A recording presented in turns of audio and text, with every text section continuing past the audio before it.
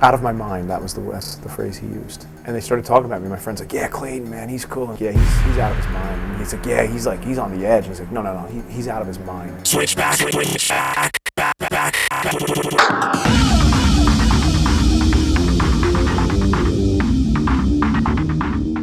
It's very frustrating, of course.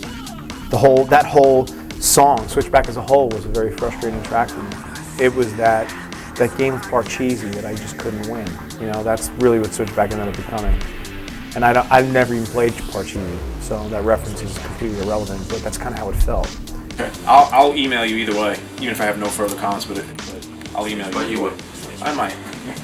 You'd be listening to CD all night. See, there's a kick drum on the third measure, on the downbeat of the 3. Can you just raise it up? 0.1 dB. I've made a choice that I regret. Now what I say is what I get. My original concept for Switchback, there was none. At that point in life, writing was a journey that there wasn't a lot of forethought in it. It was more about picking up an instrument or working a beat or a vocal line, and I just started writing. And whatever my influences happened to be at that moment, or a thought would come in my head, maybe a track or a certain artist from my childhood, I rarely sit down and map out a song. Switchback. When I was working a guitar riff that I kind of liked, I wasn't really thrilled with, but then I was listening to some Beanie Man at the time, so I had this reggae thing going on, and I ended up influencing some of the directions I chose, and then I had these beats that I had found, and I was like, hey, let's see if I can fit them in this track, and that's how those came about. Back in those days when I did demos, my only sounding board really was Tyler, who was my manager, and so what I would end up doing is getting a demo to a certain point, and then essentially leaning my head into my speaker while cranking the track and letting him hear it in LA and go, okay, let's talk about this. So I remember the first time that I fired the demo across the telephone lines to him, he goes, that is going to be the riff of the year.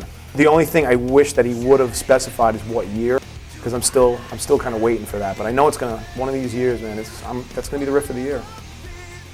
Waiting for it. How many versions of this track? I couldn't even count. I probably have 100 choruses that I've written for that song. And I'm going to guess that 99.5 of them suck. So the one that actually ended up on the album only half sucks. Really, there were only a few elements he specifically said, that's cool, run with that. I remember I had a vocoded chorus, and you know, that didn't really land. So the first chorus, barring the riff, had nothing to do with what it ultimately ended up becoming.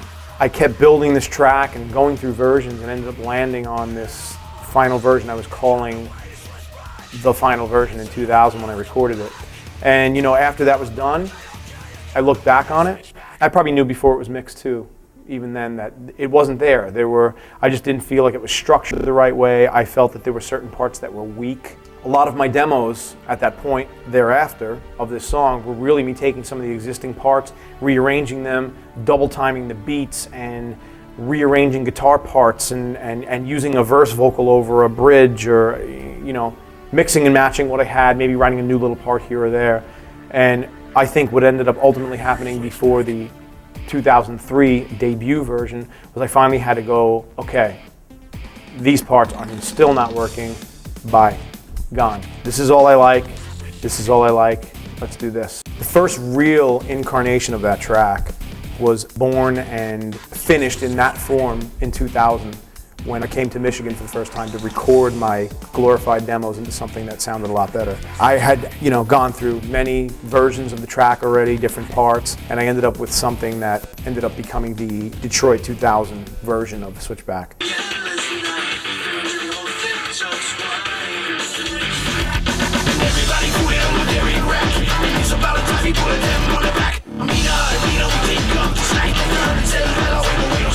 Okay. There are some synth issues too, like level-wise, so I don't know if that's going to affect it, but... Well, let's get a rough level. All right, as I often do, I end up doing something and going, okay, this is done. And then the next morning, listening back and going, what was I thinking? So I leave the studio with this $10,000 mix that I hate and continue over the next 1.5 to 2 years writing and rewriting this track. And it turns out that I ended up wasting $11,500 on a mix because I was corrected by management not too long ago. So that ended up being an even sadder story because I finally thought I put the last nail in that coffin, and I walked out of the studio with an $11,500 corpse. I was changing that track up until the day before it was final mixed for the 2003 Celldweller debut album. I was cutting vocals in an empty bedroom in a house that I had just moved into. There was nothing in the house but a mattress that I bought for 80 bucks and my suitcase. And then I had my Pro Tools rig on a box. And that was how I cut some of the final vocals on that song. Literally needing to be in the studio the next morning to mix it. 2000, I recorded this demo, change it 3,000 times, get a deal somewhere along the way, spend lots of money on mixes that I end up throwing away. And then the label folds before they even have a chance to release my album. So now I am back on my own, having to reimburse all the money that was spent on the record already and having really no income to do that. So I'm kind of going, okay, so I need to finish this. And again, I spent more money on that mix than I spent on my 86 Escort.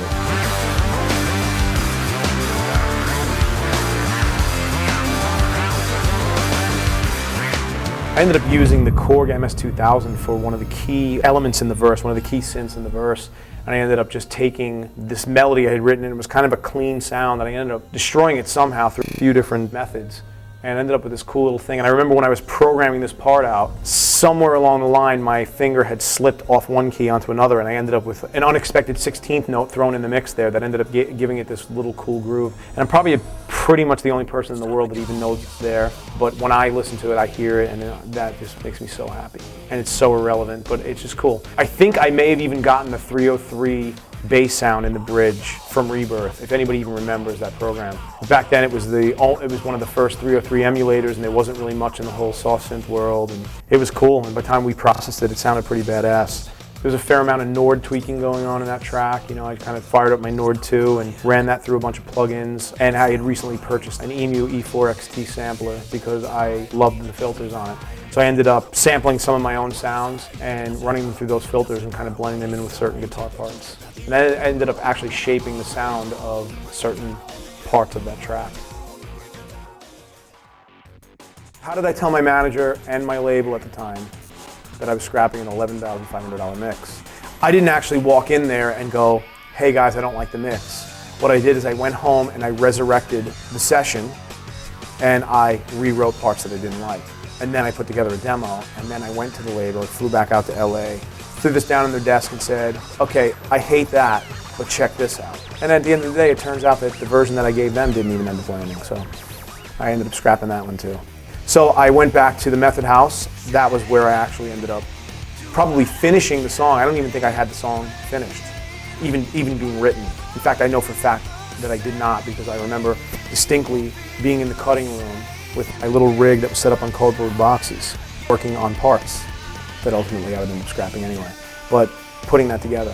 So I went back there, we recut all the instruments from top to bottom, and you know, that song was the last track by a pubic hair to be done for the record. I mean, it was like on the very fine line of, you know, I had a mastering date set up and I needed to finish this track. It needed to be mixed and mastered and the record needed to be released, and I went down to the very last minute, of course. Tonight to look back, I don't care, you got the way to switch back.